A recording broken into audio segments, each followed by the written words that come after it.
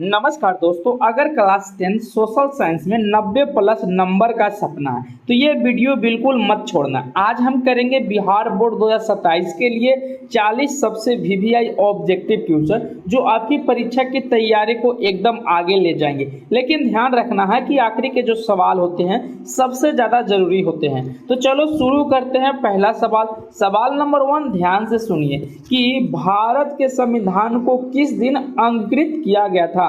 तो सोचिए इसका जवाब क्या है। तो इसका जो सही उत्तर होगा ऑप्शन नंबर सी इसका सही उत्तर होगा।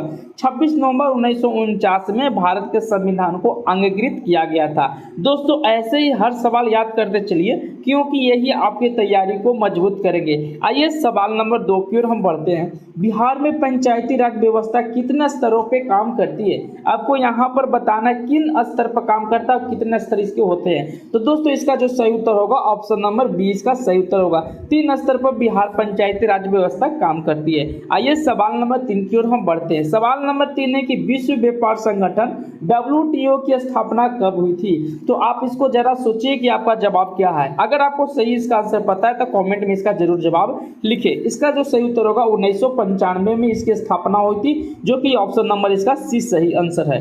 आइए सवाल नंबर 4 की ओर हम बढ़ते हैं। भारत में हरित क्रांति का सबसे अधिक प्रभाव किस फसल पे पड़ा था। तो इसमें से 4 ऑप्शन है, एक सही है। आपको बताना है कि भारत में हरित क्रांति का संबंध किससे था और किससे ज्यादा प्रभावित हुआ था। इसका जो सही उत्तर होगा ऑप्शन नंबर 20 का सही उत्तर है, जो कि यहाँ पर गेहूं से संबंधित है। आइए प्रश्न संख्या 4-5 की बात करते हैं। फ्रांसीसी क्रांति कब आरंभ हुई थी। दोस्तों ऐसे प्रश्न एग्जाम में आपको डायरेक्ट देखने को मिलते हैं। तो इसका सही उत्तर आपको कमेंट में करके बताना है कि जो कि इसका सही उत्तर होगा ऑप्शन नंबर 20 का सही उत्तर है। फ्रांसीसी क्रांति 1789 में शुरू की गई थी। तो आइए बात करते हैं प्रश्न संख्या 6 कि भारत में योजना आयोग का स्थान किस संस्था ने लिया। योजना आयोग के बाद कौन सी ऐसी संस्था बनी कि जो कि योजना आयोग के बाद इसका नाम रखा गया है। तो इसको नाम चेंज कर परिवर्तन करके नीति आयोग रखा गया, जो कि ये ऑप्शन इसका सही होगा। 6 का जो आंसर होगा 20 का सही होगा। दोस्तों ऐसे ही सवाल आप याद करते चलेंगे ना तो आपकी तैयारी बहुत ही मजबूती हो जाएगी। तो आइए सवाल संख्या 7 की हम बढ़ते हैं। तो सवाल संख्या 7 है कि भारत संविधान का संरक्षक किसे माना जाता है। दोस्तों ये जो सवाल है ना टॉपर वाला सवाल आ गया है। ऐसे ही सवाल एग्जाम में डायरेक्ट पूछे जाते हैं और अधिकांश विद्यार्थी ऐसे प्रश्न को छोड़ के चले जाते हैं। तो इसका सही उत्तर होगा आपको कमेंट में बताना है कि भारतीय संविधान का संरक्षण किसे कहा जाता है। आपको यहाँ पे बताना है। इसका जो सही उत्तर होगा ऑप्शन नंबर बी होगा, जो कि सर्वोच्च न्यायालय होती है भारत संविधान का संरक्षण माना जाता है। आइए सवाल संख्या 8 की ओर बढ़ते हैं कि भारत में श्वेत क्रांति का संबंध किससे है। तो श्वेत क्रांति का संबंधित होगा दूध उत्पादन से, जो कि ऑप्शन नंबर ए इसका सही उत्तर होगा। प्रश्न संख्या 9 जो आप स्क्रीन पर देख सकते हैं, इसका आपको आंसर स्वयं करके बताना है। आप इसको कमेंट में भी लिख सकते हैं इसका सही उत्तर क्या होगा। बताना है कि लोकतंत्र में अंतिम सत्ता किसके पास होती है। आपके पास इसका 5 सेकंड टाइम है। 5 सेकंड के अंदर में इसका आंसर सोच के कमेंट में करिए। इसका जो सही उत्तर होगा ऑप्शन नंबर सी होगा, जनता के पास होता है। जनता के सबसे बड़ी लोकतंत्र जनता होती है। आइए आगे की बात करते हैं। प्रश्न संख्या 10। दोस्तों ये जो सवाल है सबसे ज्यादा इंपॉर्टेंट है। ये आपको यहाँ पर डबल स्टार आपको लगा देना कि ऐसे प्रश्न आपको एग्जाम में डायरेक्ट देखने को मिलते हैं। इस प्रश्न को कहीं पे नोट डाउन कर ले। तो भारत के संविधान में मौलिक अधिकार किस भाग में दिए गए हैं। इसका सही उत्तर होगा ऑप्शन नंबर ए इसका सही होगा, जो कि भारत का जो मौलिक अधिकार है भाग संख्या 3 में दिया गया है। तो आइए प्रश्न संख्या 11 की ओर बढ़ते हैं। दोस्तों अगर आपने 10 में से 7 अगर आपने सही किया है तो आपकी तैयारी काफ़ी बेहतर है। अगर आपका 7 नहीं आया है तो आपको वीडियो फिर से देखना चाहिए। तो आइए प्रश्न संख्या हम 11 की ओर बढ़ते हैं। प्रश्न संख्या 11 है कि भारतीय लोकतंत्र का प्रमुख आधार क्या है। आप इनमें से 4 ऑप्शन है, इनमें से कोई एक सही है, आपको टिक कर लेना है। इसका जो सही उत्तर होगा ऑप्शन नंबर बी होगा, जन भागीदारी इसकी क्या होती है, भारतीय लोकतंत्र की प्रमुख आधार माना जाता है। आइए सवाल संख्या 12 की ओर हम बढ़ते हैं। उपभोक्ता संरक्षण अधिनियम का उद्देश्य क्या है आपको यहाँ पे बताना है। इसका सही उत्तर होगा ऑप्शन नंबर ए, इसका सही होगा, जो कि उपभोक्ता अधिकारों की रक्षा करता है, उसी को हम उपभोक्ता संरक्षण अधिनियम का उद्देश्य कहा जाता है। आइए सवाल संख्या हम 13 की ओर बढ़ते हैं। दोस्तों ऐसे ही सवाल आपको एग्जाम में देखने को मिलते हैं। अगर दोस्तों अगर वीडियो आपको पसंद आ रही है तो वीडियो आपको एक लाइक कर लेना, एक शेयर कर लेना। अगर चैनल पर नए हैं तो चैनल को एक सब्सक्राइब करके नोटिफिकेशन ऑन कर ले, जिससे हमारे आने वाली नई वीडियो का नोटिफिकेशन सबसे पहले आपको मिल सके। आइए सवाल संख्या 13 का आंसर हम बताते हैं कि भारत का सबसे बड़ा लोकतांत्रिक संस्था कौन सा, आपको यहाँ पे बताना है। अगर किसी भी प्रश्न का आंसर पता है वो कमेंट में करना जरूरी है, ताकि आपको पता चले, कॉन्फिडेंस लेवल बढ़े कि हाँ हमारा इतना प्रश्न सही हुआ है। तो आपको ये भी बताना लास्ट में कॉमेंट में कि आपने 40 में से कितने प्रश्न को सही किया है। और फिर अभी फिलहाल के लिए बताइए कि आपने 13 में से कितने प्रश्न को आपने सही किया है। तो भारत का सबसे बड़ा लोकतांत्रिक संस्था कौन सी, आपको यहाँ पे बताना है। इसका जो सही उत्तर होगा ऑप्शन नंबर ए होगा, जो कि संसद है, इससे बड़ा कोई नहीं है। आइए बात करते हैं कि 14 में कि राष्ट्रीय आय का प्रमुख स्रोत किस क्षेत्र से जुड़ा होता है, यानी कि राष्ट्रीय आय का सबसे बड़ा स्रोत किससे माना जाता है। इसका जो सही उत्तर होगा ऑप्शन नंबर डी, इसका सही होगा, जो कि प्राथमिक क्षेत्र से भी, द्वितीयक क्षेत्र से, तृतीयक क्षेत्र से। आपको बताना है कि प्राथमिक क्षेत्र में कौन कौन से आते हैं, आपको यहाँ कमेंट में बताना है, जो कि सबसे ज्यादा इंपॉर्टेंट, इससे ज्यादा से प्रश्न आपको देखने को मिलते हैं।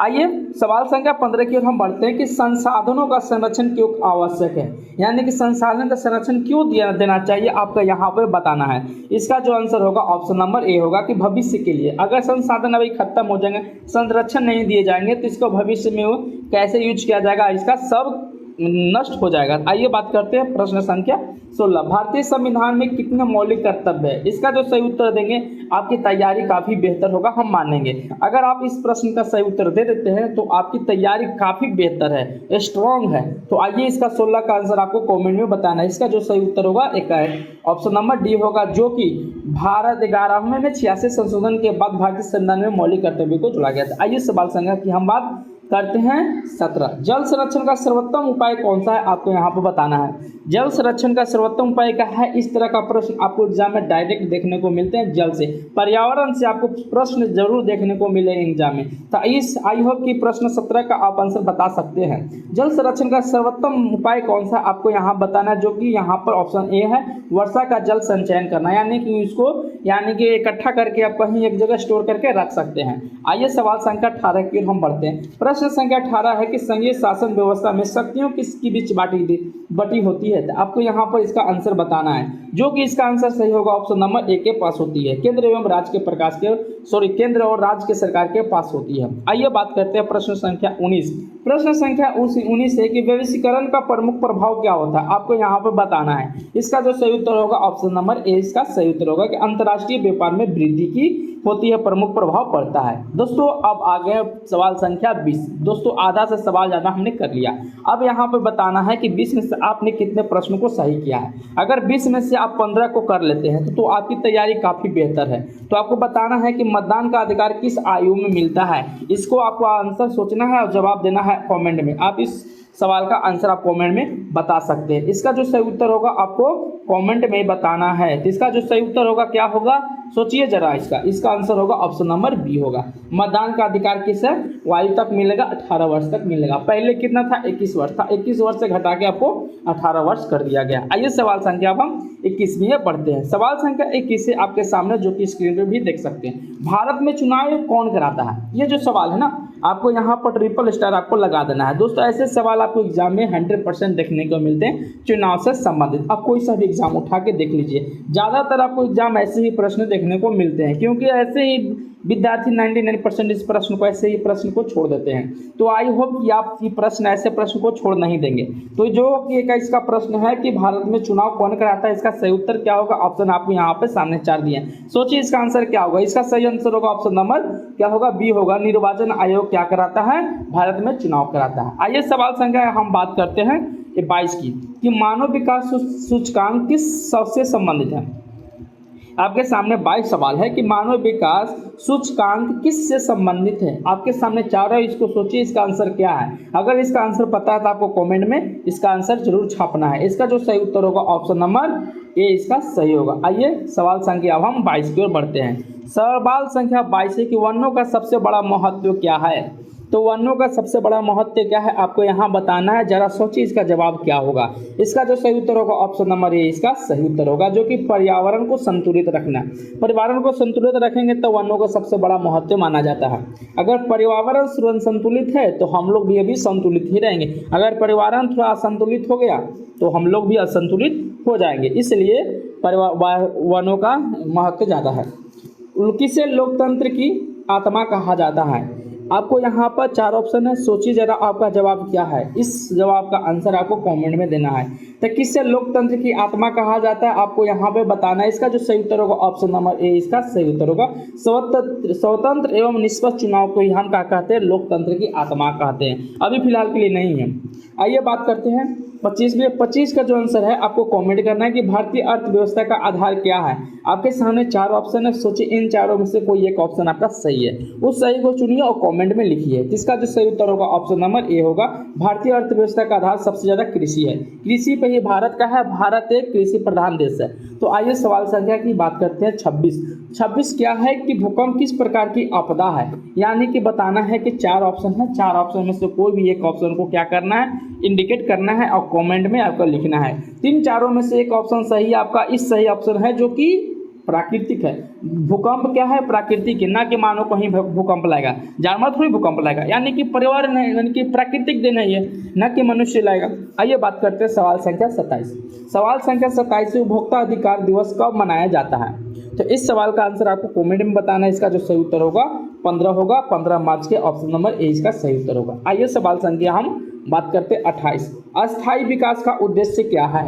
अस्थायी विकास का उद्देश्य क्या है आपको यहाँ बताना है। जरा सोचिए इसका जवाब क्या होगा। तो दोस्तों ऐसे ही सवाल को आप याद करते चलिए कि ताकि आपकी तैयारी में काफ़ी बेहतर महसूस हो। तो आइए आपका कॉन्फिडेंस लेवल भी बढ़ना चाहिए। तो स्थानीय विकास का उद्देश्य क्या है? वर्तमान और भविष्य दोनों की आवश्यकता की पूर्ति करना। तो इसका ऑप्शन नंबर ए इसका सही आंसर होगा। आइए सवाल संख्या अब हम 29 की ओर बढ़ते हैं कि भारत में सार्वभौमिक व्यस्त मताधिकार का अर्थ क्या है। आपको बात कर लेना है कि 18 प्लस सभी नागरिकों के मताधिकार की घोषणा की गई है, यानी कि 18 प्लस अगर आप हो गए हैं, यानी 18 साल आपका एडल्ट हो गए हैं, तो आप वोट देने की अधिकार की स्वतंत्र हो गए, आप वोट देने का अधिकार में पालन कर सकते हैं। तो इसका जो सही उत्तर होगा ऑप्शन नंबर ए होगा। आइए सवाल संख्या अब हम 30 की ओर बढ़ते हैं, जो कि यहाँ पर लोकसभा का कार्यकाल कितना होता है आपको यहाँ पे बताना है। तो लोकसभा राज्यसभा इससे संबंधित यानी कि कितने साल का कार्य होता है, इससे संबंधित बहुत प्रश्न आपको देखने को मिलेंगे। इसका जो सही उत्तर होगा ऑप्शन नंबर ए इसका सही होगा 5 वर्ष। 5 वर्ष होता है किसका? लोकसभा का। और राज्यसभा कितना होता है? 6 वर्ष होता है। आइए सवाल संख्या 31। दोस्तों अभी तक हमने 30 प्रश्नों को पूरा कर चुके हैं। आप बता सकते हैं कि आपकी वीडियो कैसे लग रहा है, आप कमेंट में भी कर सकते हैं। अगर आपको वीडियो अगर पसंद आ रही है तो एक लाइक कर लीजिए, और चैनल पर नए हैं तो चैनल को सब्सक्राइब जरूर कर लें, ताकि हमारी आने वाली वीडियो का नोटिफिकेशन आपको समय पे मिल सके। तो दोस्तों अभी तक बताना है कि 30 प्रश्न में से आपने कितने प्रश्नों को सही किया है, ये आपको जरूर बताना है कमेंट में। आइए सवाल संख्या 31 की ओर हम बढ़ते हैं। सवाल संख्या 31 है कि भारत का सर्वोच्च न्यायालय कहाँ है, यानी कि नई दिल्ली में है, जो कि भारत का सर्वोच्च न्यायालय कहाँ है? दिल्ली में स्थित है, जो कि ऑप्शन नंबर ए इसका सही होगा। आइए सवाल संख्या अब हम बढ़ते हैं 32 की ओर। भारतीय संविधान की प्रस्तावना कितने आदर्श में माना गया है? इसका जो सही उत्तर होगा 5, जो कि 5 आदर्शों पर भारतीय प्रस्तावना को मान दी गई है। आइए सवाल संख्या अब हम 33 की ओर हम बढ़ते हैं। 33 में है कि किस गैस से वैश्विक उष्मीकरण बढ़ता है? तो इसका जो सही उत्तर होगा आपको कमेंट में बताना है। इसका जो सही उत्तर होगा ऑप्शन नंबर ए होगा, कार्बन डाइऑक्साइड के से उष्मीकरण क्या होता है? बढ़ता है। प्रश्न संख्या 34, जो कि आप स्क्रीन पर भी देख सकते हैं। भारत में हरित क्रांति के जनक कौन कहा जाता है? दोस्तों अभी हमने पूछा कि हरित क्रांति का संबंध किससे है। अब यहाँ पूछ दिया है कि बताइए कि हरित क्रांति का जनक किससे कहा जाता है। तो यहाँ पर आपको बताना है इस 4 ऑप्शन में से कोई एक सही है। अगर दोस्तों इस प्रश्न का उत्तर आप बता देते हैं तो हमें उम्मीद है कि आप 90 प्लस सोशल साइंस में स्कोर कर सकते हैं। इसका जो सही उत्तर होगा ऑप्शन नंबर ए होगा, MS स्वामीनाथन, जो कि हरित क्रांति का जनक कहा जाता है। ये किससे संबंधित है? गेहूं से संबंधित है। आइए सवाल संख्या 35 की ओर बढ़ते हैं। सवाल संख्या 35 आप स्क्रीन पर भी देख सकते हैं। RTI का पूरा नाम क्या है आपको यहाँ पे बताना है। RTI लागू कब हुआ था ये भी बताना आपको। RTI 2005 में लागू किया गया था। तो बताना है इसका सही उत्तर होगा ऑप्शन नंबर ए इसका क्या होगा, सही उत्तर होगा, जो कि सूचना का अधिकार आरटीआई से संबंधित होता है। तो यहाँ पर इसका आरटीआई का पूरा नाम क्या होगा, सूचना का अधिकार। आइए सवाल संख्या हम 36 की ओर बढ़ते हैं। सवाल संख्या 36 है कि संसद के 2 सदन कौन कौन से होते हैं, आपको यहाँ पे बताने हैं। और उन दोनों का कार्यकाल कितना समय का होता है, ये भी आपको कमेंट में इसका जवाब देना है। इसका जो सही उत्तर होगा ऑप्शन नंबर ए इसका सही होगा। लोकसभा एवं राज्यसभा होती है, संसद के 2 सदनें होती हैं। इसका लोकसभा का 5 वर्ष का कार्यकाल होता है, राज्यसभा का 6 वर्ष का होता है।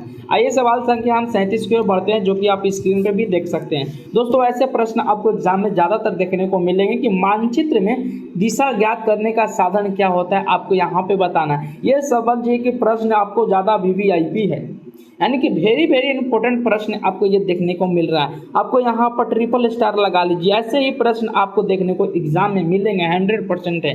वैसे ही प्रश्न आपको 99% विद्यार्थी छोड़ के चले आएंगे। तो दोस्तों ये सवाल ज़्यादा भारी नहीं, आसान भी है, ये ना ज़्यादा भारी है। तो दोस्तों इस सवाल का आंसर जो होगा ऑप्शन नंबर ए होगा, जो कि मानचित्र में दिशा ज्ञात करने के लिए हमें उत्तर तीर का निशान किया जाता है। आइए सवाल संख्या हम 38 की ओर बढ़ते हैं। लोकतंत्र में सरकार किसकी प्रति उत्तरदायी होती है, जिसकी सरकार होती है जनता की तरफ ही रहेगा हमेशा। तो जो इसका सही उत्तर होगा ऑप्शन नंबर ए, लोकतंत्र में कि ना कि राजा होगा। लोकतंत्र मतलब लोक किसका, जनता की सरकार, जनता की सरकार क्यों जनता की तरफ न जाएगा। इसका जो सही उत्तर होगा ऑप्शन नंबर ए इसका सही उत्तर होगा। आइए सवाल संख्या 39 है, जो कि आज इस वीडियो का सेकेंड लास्ट प्रश्न होने वाला है। तो भारत का राष्ट्रगान किसने लिखा था, ये सबसे ज़्यादा इंपॉर्टेंट है। आपको बताना है कि कब लिखी गई थी, अब इसलिए उनको नोबेल पुरस्कार मिला गया था। कब मिला था आपको यहाँ पे हमने मेंशन कर दिया। बताना है कि किसको मिला है भारत राष्ट्रगान, कि किसने लिखा था, आपको यहाँ पे बताना है। इसका जो सही उत्तर होगा ऑप्शन नंबर ए होगा, रविंद्रनाथ ठाकुर जी को लिखा है। सॉरी, रविंद्रनाथ टैगोर की बात करें, ठाकुर लिखा गया। तो यहाँ पर बात कर सकते हैं आगे कि प्रश्न संख्या 40 है कि पृथ्वी के सबसे बाहरी ठोस भाग क्या होता है, यानी कि पृथ्वी के सबसे बाहरी होता है, बाहरी क्षेत्र को कहा जाता है। आपको कमेंट करके इसका आंसर बताना है। तो दोस्तों इसका जो सही उत्तर होगा ऑप्शन नंबर ए होता है, जिसको हम ध्रुव पट्टी भी कहते हैं। तो दोस्तों ये प्रश्न थे 40 में से आपने कितने सही किए हैं, आपको कमेंट में करके बताना है। तो दोस्तों ये थे सोशल साइंस का 40 वीवीआई ऑब्जेक्टिव क्वेश्चन, जो कि परीक्षा में आने की ज़्यादातर संभावनाएं हैं। तो अगर दोस्तों आपने इन्हें अच्छी तरह से याद कर लिया तो ऑब्जेक्टिव क्वेश्चन सेक्शन में आपका कॉन्फिडेंस लेवल बढ़ जाएगा। ऐसे ही बिहार बोर्ड 2027 दमदार क्वेश्चन के लिए चैनल को जरूर सब्सक्राइब करें। मिलते हैं अगले वीडियो में, तब तक धन्यवाद। जय हिंद, जय बिहार। तो पढ़िए, खेलिए और मुस्कुराते रहिए।